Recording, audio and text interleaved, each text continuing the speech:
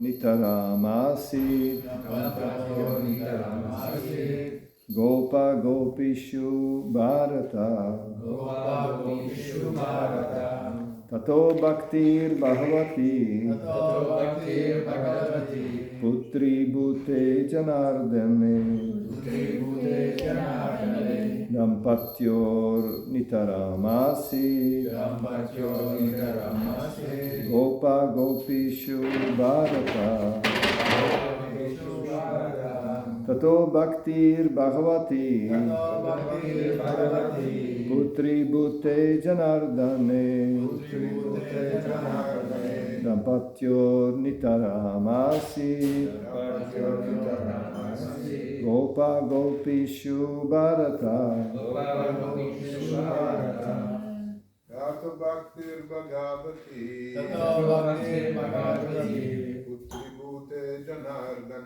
Putri Bhute Janardane Dampatyo Nitaramasi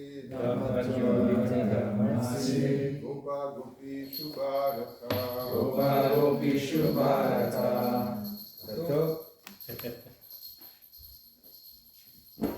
Tato Bhaktir Bhagavati Tribute Janardane Nampachor Nitaramasi Gopa Gopishu Bharata Tato Bhaktir Bhagavati Tribute Janardane Nampachor Nitaramasi Gopa Gopishu Bharata Tato Bhaktir Bhagavati Putri Bhute Janardane Dampatyo Nitaram Asi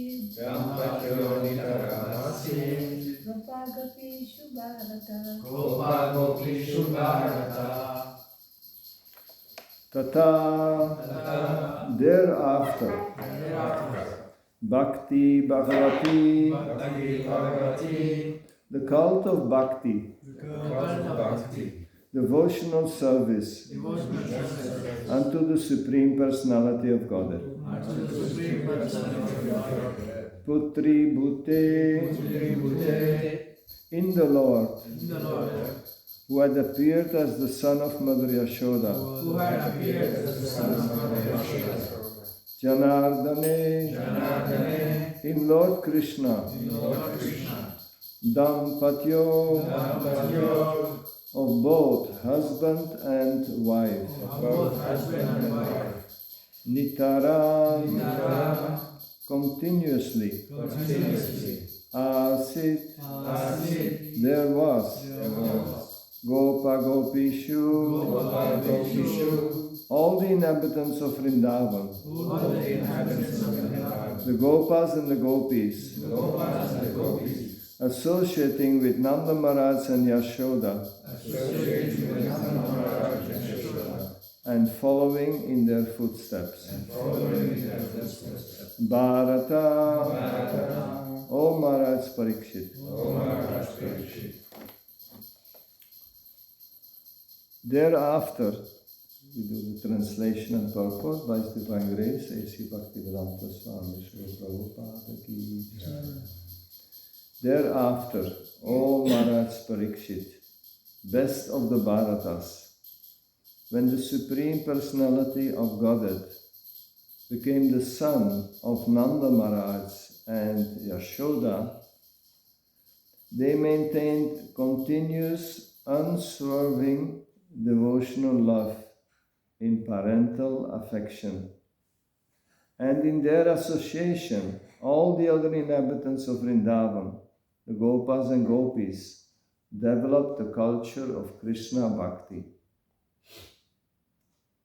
Please repeat. Thereafter, O Maharaj Parikshit, best of the Bharatas, when the Supreme Personality of Godhead became the son of Nanda Maharaj and Yashoda,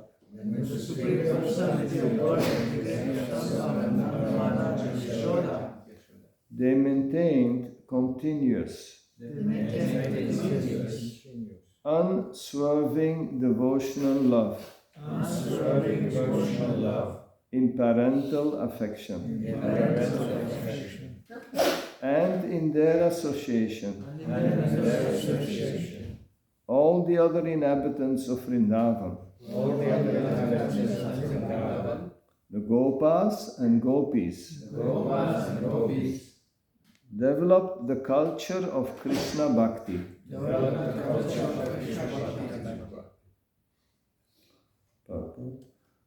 Although when the Supreme Personality of Godhead stole the butter, curd and milk of the neighboring Gopas and Gopis, this teasing superficially seemed troublesome. In fact, it was an exchange of affection in the ecstasy of devotional service.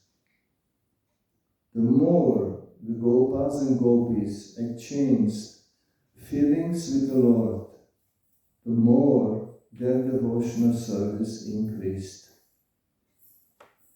Sometimes we may superficially see that a devotee is in difficulty because of being engaged in devotional service, but the fact is different. When a devotee suffers for Krishna, that suffering is transcendental enjoyment. Unless one becomes a devotee, this cannot be understood. When Krishna exhibited his childhood pastimes, not only did Nanda Maharaj and Yashoda increase their devotional affection, but those in their association also increased in devotional service. In other words, persons who follow the activities of Vrindavan will also develop devotional service in the highest perfection.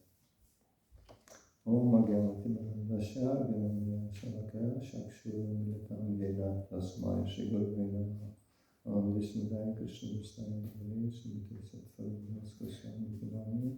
Om Vishnudaya Krishna Vistaya Vale Srimati Bhakti Vedanta Swami Vinami. Namaste Saraswati Devi Gauravani Pracharine Nirvishesa Sunyavadi Paschacha Visatarine.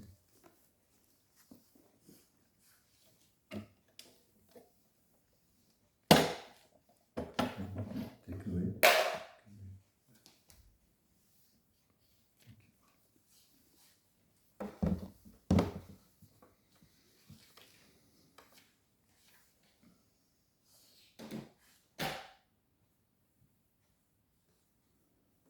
So here in the purport, it's described that like two types of situations where first the situation is described with the pastimes of the gopis and the gopas and their interaction. Like there is this pastime of Krishna stealing butter, and that may seem superficially as some trouble, and some teasing is there, and some fear is there, but it is ultimately leads to an increased devotional feelings to the Lord. Because the result of interacting with Krishna is always positive, is always deepening our devotion, is always any exchange the gopis have is always enriching them, is always drawing them more towards Krishna and increasing their love for Krishna, increasing their attachment in the right way, and decreasing our attachment for the wrong things. So, and then there is also described that the other part where devotees get into difficulty while doing the devotional service, and there we have the situations like Queen Kunti, who is praying for more calamities. Although during the calamities it was quite tough, it was intense. Same with Arjuna in the battle of Kurukshetra. Because our body is the external vehicle, but it's a temporary vehicle. It's we have to come on a spiritual platform, even though being in a material body.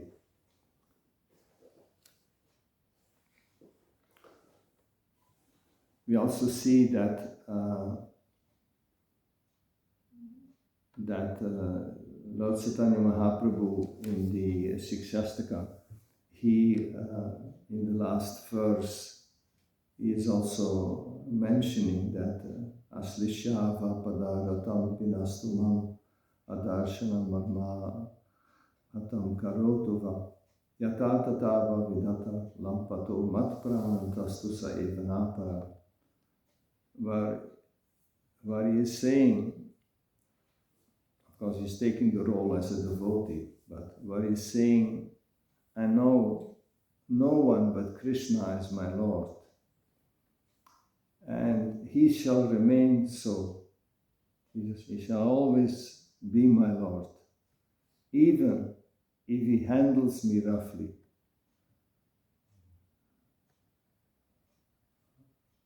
It may sometimes seem that even if you are engaged in devotional service, some things can happen which may apparently be very bad.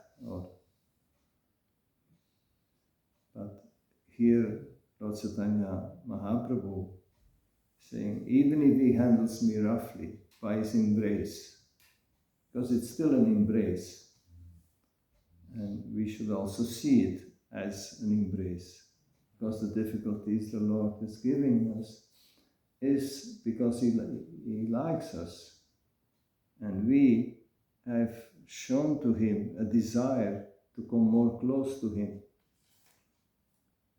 But certain things may need to be worked out. Certain habits may need to be given up.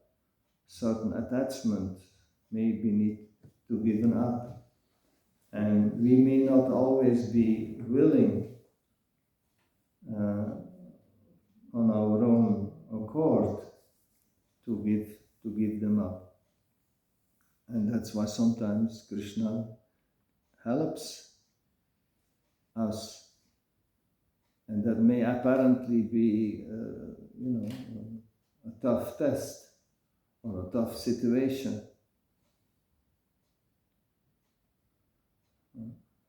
Even if he handles me roughly by his embrace, or makes me broken-hearted by not being present before me.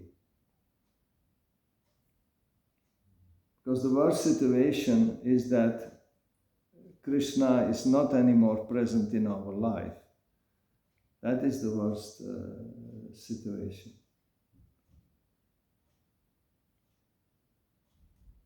When a devotee gives up his devotional practices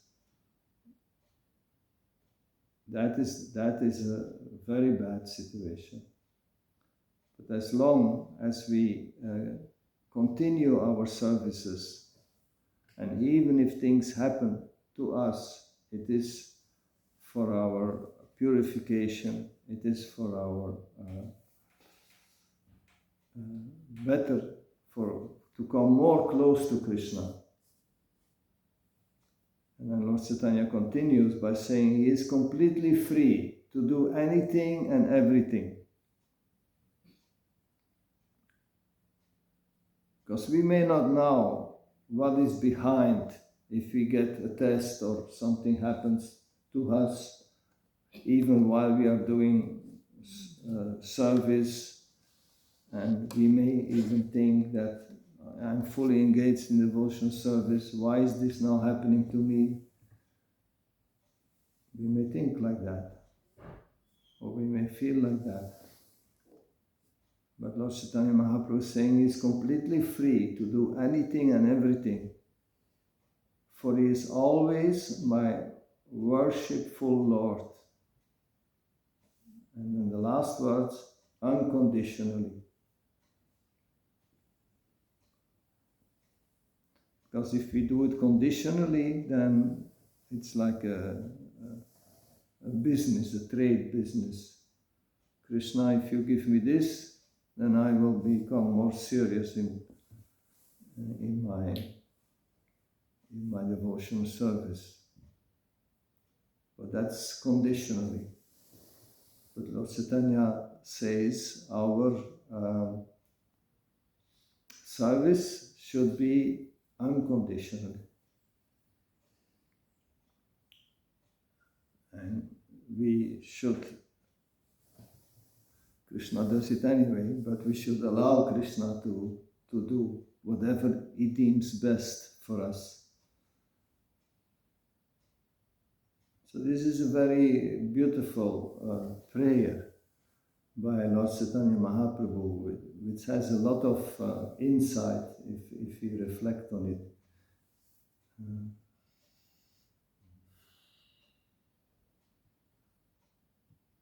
Because as long as we have our attachments,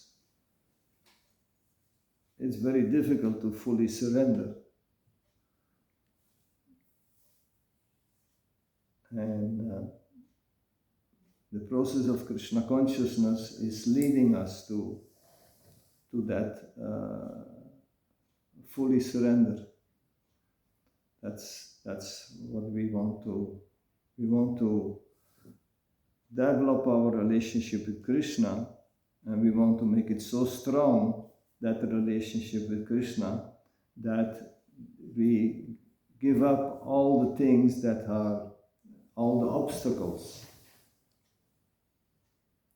And attachments and sense gratification are obstacles. They are in the way. They are like roadblocks.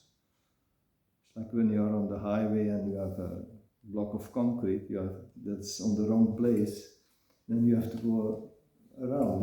They are obstacles. They are disturbing. They are disturbing the driving. So our attachments are obstacles in our relationship with the Lord.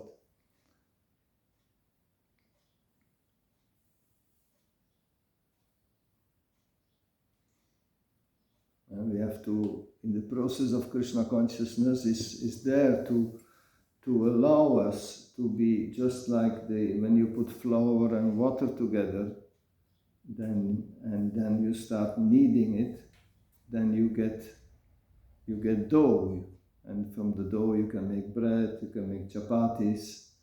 So we are rough material before we come to Krishna consciousness, and we have to allow ourselves to be kneaded, just like the dough, and get the right,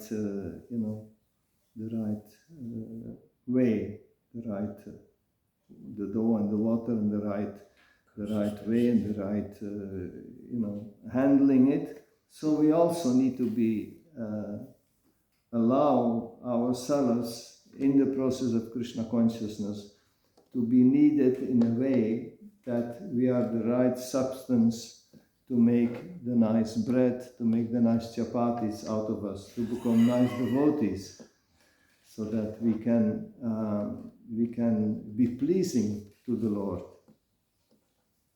And the Lord is very happy if we take to the process of Krishna consciousness. And the Lord is very happy if we allow Him to be needed to become a better devotee, to increase our devotion to Him, our relationship to Him, to do our service with a proper attitude.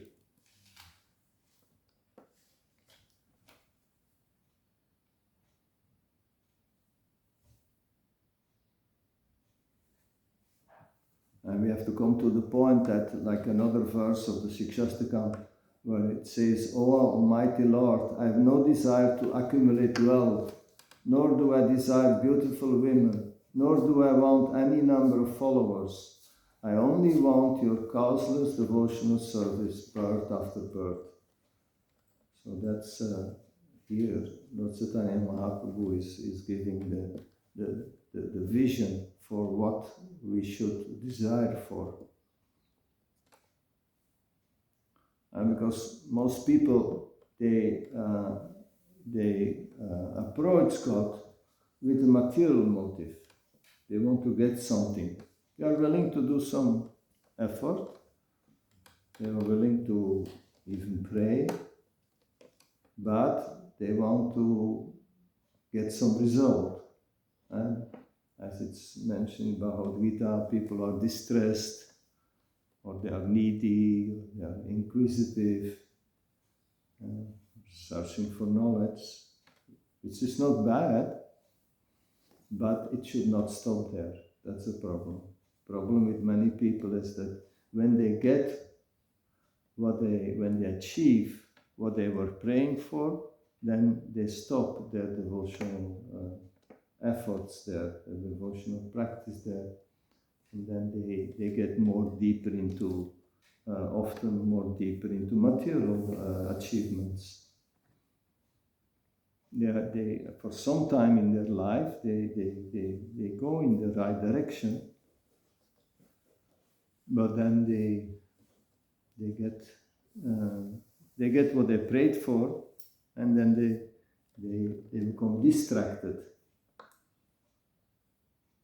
But in Krishna consciousness, Srila Prabhupada is encouraging us to really go deeper and in our relationship with the Lord and become more detached, and to understand that this body on which we are so much attached, that is a temporary vehicle for the soul, and that we should prepare to give it up. And we should prepare to become detached of the body, because the attachment to the body is very strong. It's not superficially or artificial. It's artificially, but it's a strong attachment. And we often say, we are not a body, but to realize I'm not a body is a very high understanding, because it's always the first thing we want to take care of is our own body. But the devotee who is developed in love for Krishna, he cannot go on without seeing and serving Krishna. And he sees Krishna in everything. Every moment of the day, every action, he sees Krishna. And he sees the material world as Krishna's creation. He sees everything in the perspective of Krishna.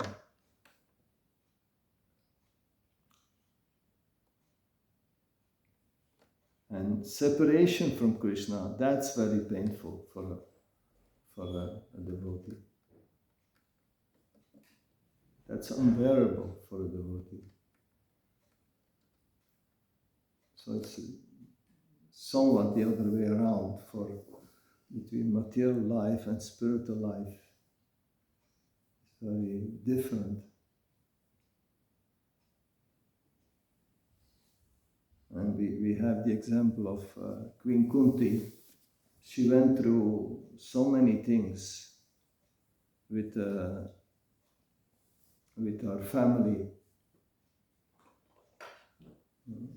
It's a whole drama, the Mahabharata,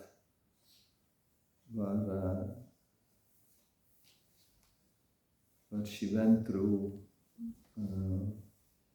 many bad treatments by Dhritarashtra, Duryodhana, and Duryodhana's brothers.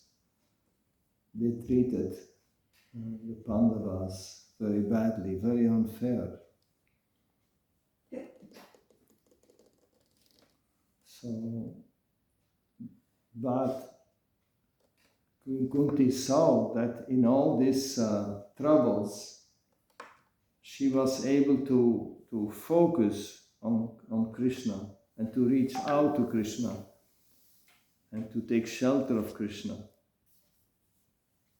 So then when the war was over and when Rajasuya sacrifice was over, Krishna came from Dwarka to kill the demoniac king, to take away all the obstacles, and then then there came a situation where there was peace, where the Pandavas were established as the kings and the rulers, where all the demons were basically killed, and there was a peaceful society, peaceful life. And then it was time for Krishna to go back to Dwarka, and he would then unwind his pastimes in this world. But at that time, then Queen Kunti, she was saying, I wish that all those calamities would happen again and again, so that we could see you again and again. For seeing you means that we will no longer see repeated birth and death. So she went through so much. Duryodhana wanted to kill them and wanted to get rid of them, and so much confrontation, so much, desire to usurp the kingdom away from the Pandavas, and still, when she saw, Krishna is now leaving, everything is peaceful, but am I not going to be distracted? Because that's what this material world, it's a big distraction. It's a huge distraction. That's why it's so difficult to live in this world, especially if one lives away from the devotees. It's so difficult to remain focused. One may have the intelligence to Krishna consciousness is the best. But even to continue the practicing of Krishna consciousness in a sincere way, outside of the association of the devotees, in the material world, is such a difficult task. because the distraction is enormous. Material world is so tricky. Before you know, you're again deeply involved, and our attention is taken away from the real thing. Although we know it's just temporary, body is temporary, our life here is supposed to be temporary. Still, we as living entities spend millions of births here because we become captured by the material world. And because our desire is not so strong, because our faith is not so strong, it's still shallow. And that's why Queen Kunti was, yes, she was, it looks in one sense a little strange. Why would you ask for trouble? But she asked for it because she wants, what she doesn't want to lose is she doesn't want to lose Krishna, nor her Krishna consciousness. Her being Krishna, conscious of Krishna, that's she doesn't want to lose. And if that means then that more calamities, so be it. She prefers that over and above getting sidetracked by the allurement of the material world.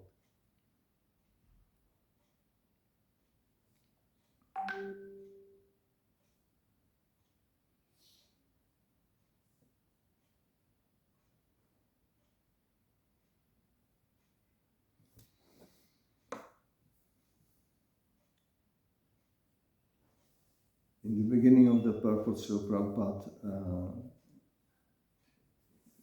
speaks about this stealing the butter and then the exchanges of affection. There is one story I want to read from the Navavraja Mahima, chapter 30. So this is just a pastime of Krishna stealing butter and then getting caught and then interaction. So one day, Upananda's wife, Prabhavati, came along to lodge a complaint with Mother Yashoda. She said, "Oh Devi," so this is in the pastime of Vrindavan, pastime Krishna being there and the Gopals and the Gopis. "We are so close to each other," they were just neighbors and family also, "that we see no difference between each other's possessions. My stock of butter, ghee, milk and yogurt is yours, and I take it that yours is mine. Nevertheless, your son, to learn right from wrong, must also learn how to discriminate between his house and that of others." So she's speaking about Krishna, because Krishna was roaming around with his friends and the monkeys. One day they went to this house and stealing butter, yogurt, milk. Then next day he went to another house, then another house. But she feels that, she says, "I have no problem, because if I need something, I can come to you. But, Krishna should grow up and be educated that he behaves himself properly. In one way or another, this boy has become a thief. When I try to correct him, he talks back to me and then runs away. As his mother, it is your duty to teach him to respect other people's property. He is, after all, the son of Nanda Maharaj, the king. If he steals, all the boys of his age will follow his bad example. Even now, they accompany him wherever he goes, and join in his mischief, please do something. Prabhavati's words made Mother Yashoda feel annoyed with her absent son. Nonetheless, she spoke gently to her senior cousin. Yashoda Mata said, I just cannot understand.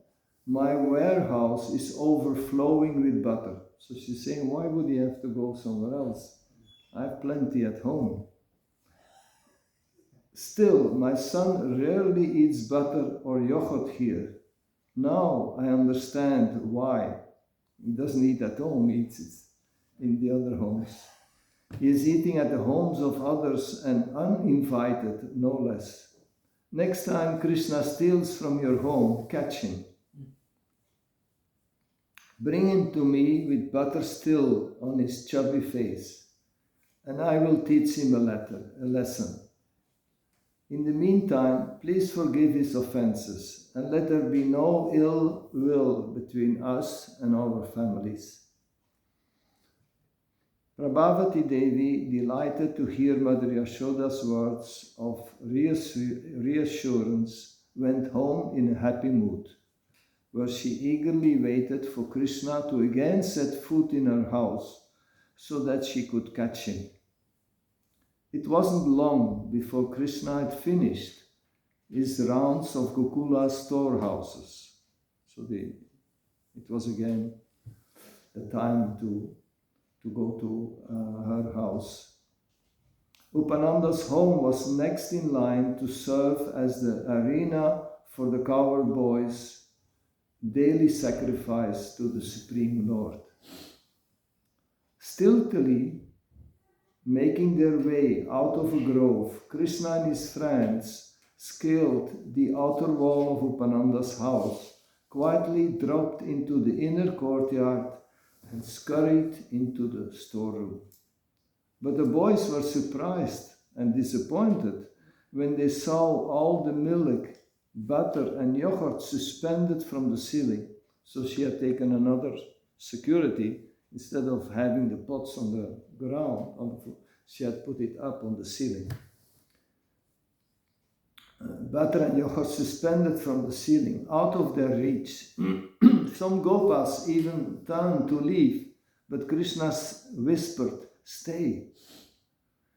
He constructed a makeshift platform by piling together a crate, footstool, and grinding mortar.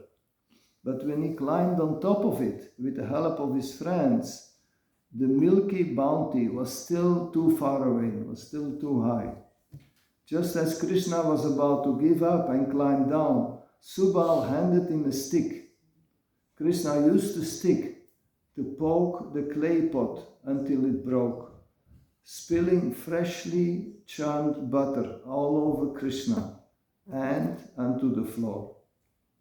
Scooping up the soft delight, the boys and their monkey friends greedily stuffed it into their mouths, softly giggling to themselves and complimenting Krishna for his cleverness. Then Prabhavati arrived. Seeing her in the doorway, stick in the hand, one boy shouted, "Quick, run, we are caught." The gopas ran around the storeroom in a panic. Some even ran right past Prabhavati and her menacing stick. But Krishna couldn't get past his aunt by Yogamaya's design. So Yogamaya had arranged that Krishna would get caught. Eager Prabhavati was allowed to catch Krishna despite his superior agility and hold onto his wrist despite his wriggling and cries for help.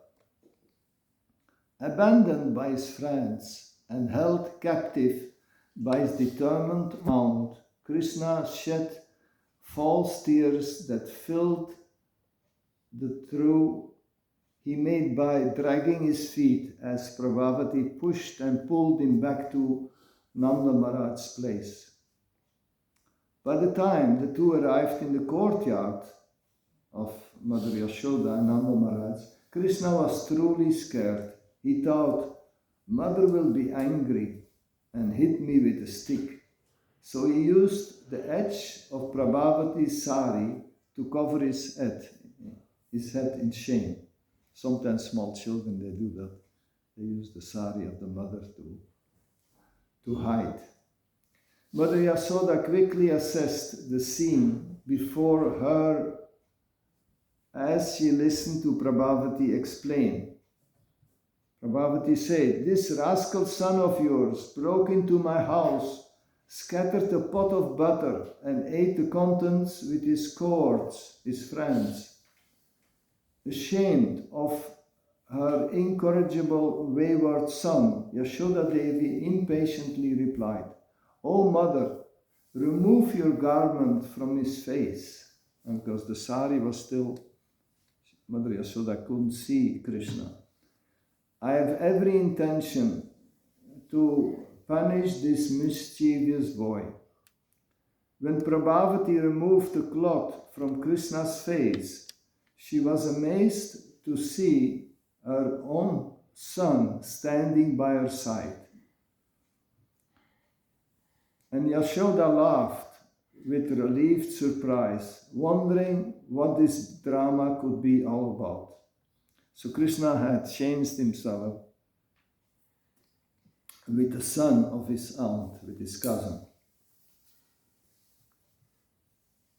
But Prabhavati had no explanation. She was very surprised, because for her it was clear she had catched Krishna, and now she was bringing for punishment to Mother Yashoda. So then Krishna had made a change behind the sari, and Prabhavati tried to hide her embarrassment with anger, pulling on her son's. Mother Yashoda said, "Devi, this is not my son, but yours. It is Kandava. Why have you unjustly accused my boy and played this trick on me?" Prabhavati tried to hide her embarrassment with anger, pulling on her son's arms and shaking him. She said, "How did you change places with the son of Nanda Maharaj, Krishna? Tell me now, or I will punish you." But Kandava just looked silently at the ground, as if humiliated by his mother's conduct. Having no other recourse, Prabhavati left Nanda Maharaj's palace bewildered. Her head hung low in shame. After mother and son had departed, Yashoda, Rohini, Nanda Maharaj and Balaram, they all laughed heartily, saying, "This attempt to besmear the good name of Krishna was foiled by his own purity." Meanwhile, on the way back to Apananda's house, Krishna regained his confidence and abandoned his disguise as Kandava. Seeing Krishna in his original form, Prabhavati let go of his hand in amazement. So Krishna again changed. Krishna wagged his forefinger at his aunt and said, "Auntie, if you try to take me to my mother again, I will take on the form of your good husband, and you will be discredited as the mad women of Gokula." Wide-eyed and speechless, Prabhavati wondered what kind of mystic power this little boy had, and from where it had come. Fearing that he would make good of his threat, she stopped trying to catch him. Gradually the word spread from Prabhavati's courtyard. If Krishna were caught stealing butter, he would use magic to escape punishment by embarrassing anyone who tried to bring him to justice. The elderly gopis had no doubt that Krishna had special powers. It was already well known that he had killed powerful demons. Thus, out of fear of being humiliated, they also stopped trying to catch him. Having instilled this fear into the hearts of the elder gopis, Krishna and his coward friends stole butter, milk and yogurt with impunity. In this way, Krishna spent his childhood in Gokula in great happiness. So this type of interactions draws the devotees and the affection of the devotees for Krishna stronger, make it stronger, thicker, deeper. So I will stop here. Any comment or yes, yes. Yeah, a couple of points that I wrote down. Is it me? Sorry, what was the book from the latter part of your lecture, please? The book. Sorry. The book. The book. The name of the book?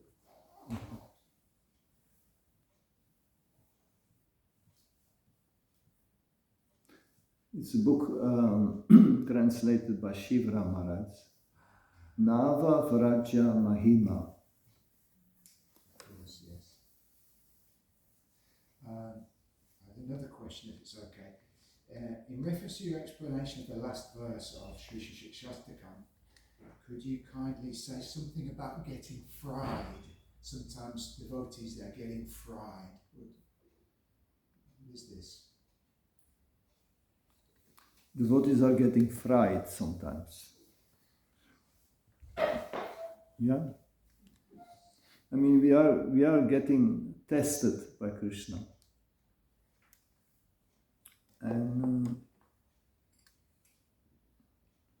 And if we don't have the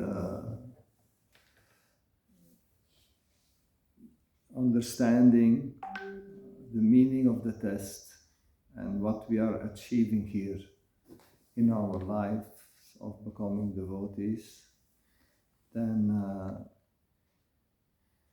that can lead to some frustration. Even sometimes devotees they go away.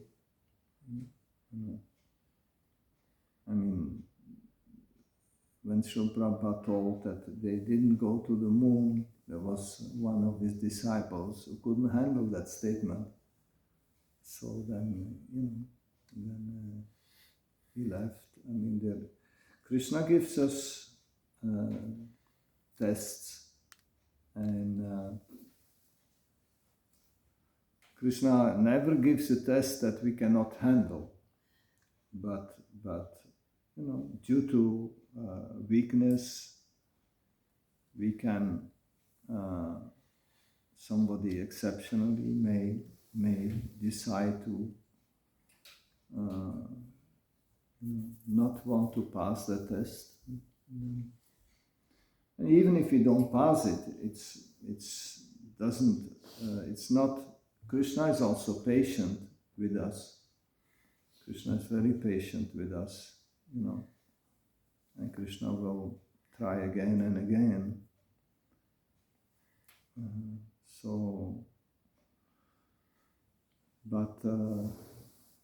And normally passing the test means more happiness in Krishna consciousness, as it is described here in the purport.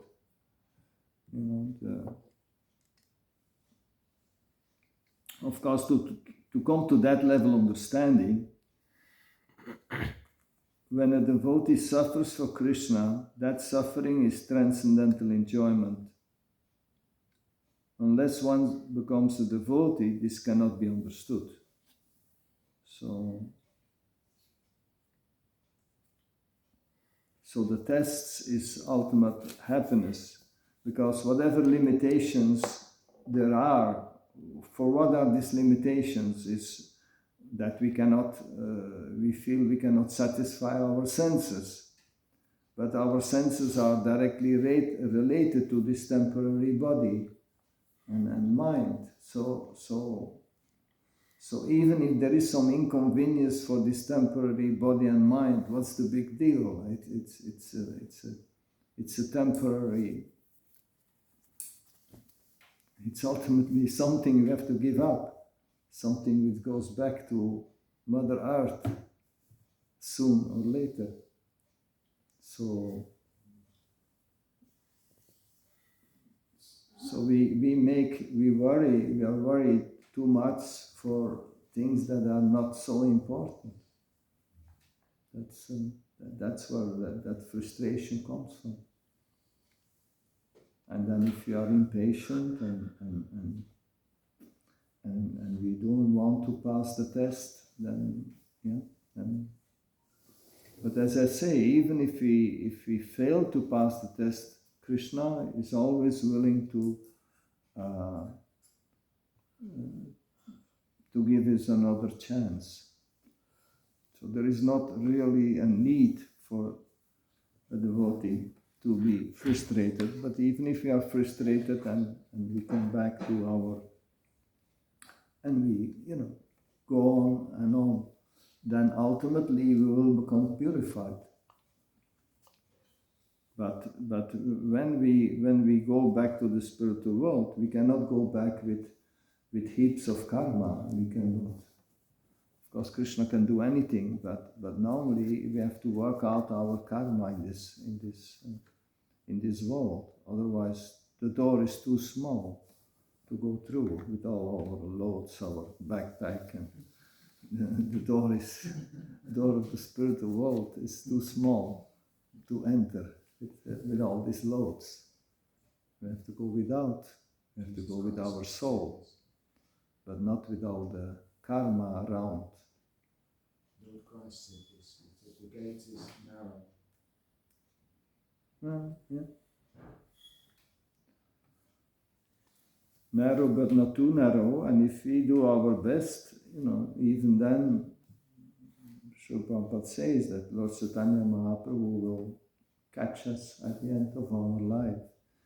If the conclusion is that we have done our best, we have done it sincerely and seriously, then even if we had so much backlog, so much karma then still, Krishna will interfere there in the last moment of our life to give his mercy.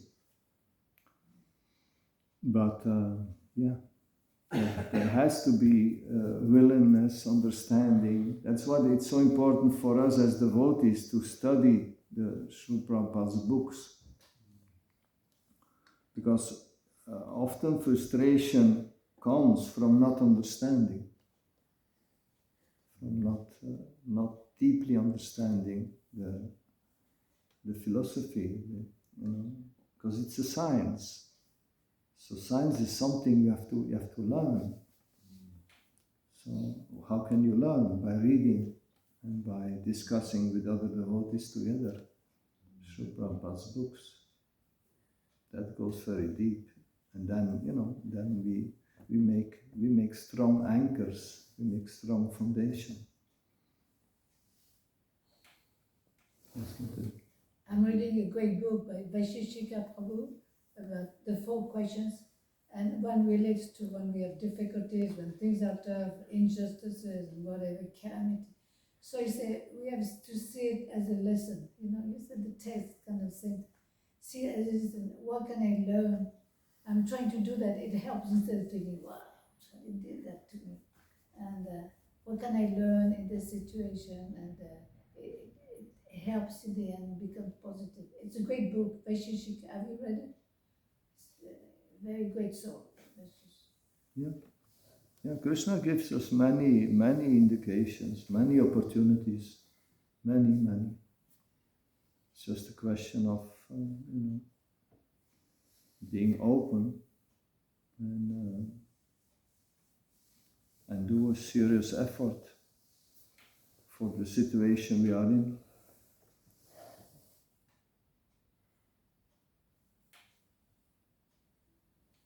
Prabhuji, I like what you said. It's again about the Shikshastakam. You said if you reflect on it. So my question is, can you make any further suggestions to help with mantras so that we make the mantras less mechanical? and more with reflection and have some feeling in the mantras that we say. Can you help with that? With mantras? What do you mean with mantras? Any of the mantras that we chant. Yeah, I mean, I think in general, what I see, and even in my own life, I see that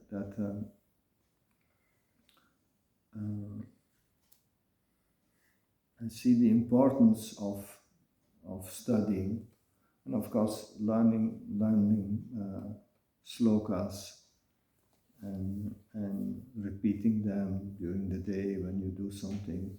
This is one activity which is very helpful in Krishna consciousness.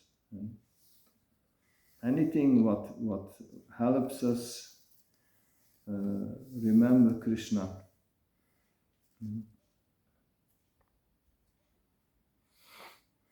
Because that's what our life is. Our life is, a preparation for going back to the spiritual world. Our goal of our life is not directly liberation. Liberation is a side effect of preparing ourselves back to God. But this for this preparation, whatever we can do there, chanting, devotional service, bringing others to Krishna consciousness, creating facilities so that more people can be hosted or can receive the message of Krishna. All these activities, are helpful. But in my personal life and what I've seen is that in general we do not study enough Srila Prabhupada's books. I mean, I'm speaking for myself also. I've worked hard for Krishna, but there were longer periods where I didn't properly study Srila Prabhupada's books. And the philosophy is so deep and so helpful, because if you get a test and you have this understanding, why is this test there? What is Krishna's plan with me? What is he doing with me now? What is happening? What is the best way to deal with it? What is the best way to react? That is very important. So if you don't have this philosophical backup, and we get a test, then there is more chance to not be able to successfully deal with the test. So. Thank you. Isn't it very important to have Sangha, real connection? Devotees concerned about us, or guiding us, not just if you're on your own, so the importance of the community, loving, caring, developing these relationships. Sometimes it's not much there, and if you're all by yourself.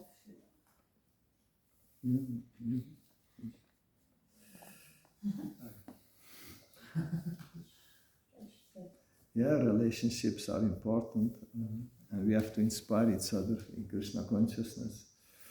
So, but that's a whole chapter by itself.